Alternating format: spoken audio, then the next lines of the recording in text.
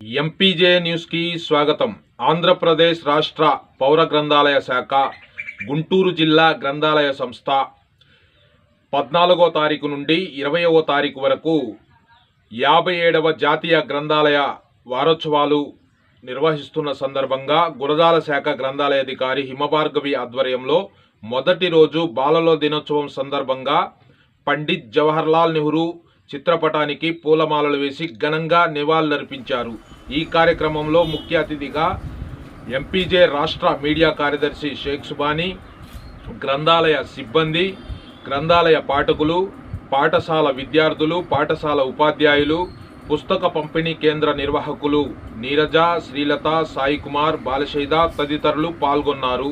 గురజాల శాఖ గ్రంథాలయం నందు 57వ జాతీయ గ్రంథాలయ వారోత్సవాల్లో భాగంగా 14/11/2024 నుండి 20/11/2024 వరకు గ్రంథాలయ వారోత్సవాలు ప్రారంభమవుతున్నాయి.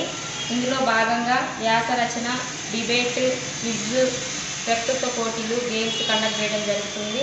పాఠకులు, విద్యార్థులు, గ్రామ పెద్దలు అందరూ వచ్చి సద్వినియోగం చేసుకోవాలని కోరుకుంటున్నాను.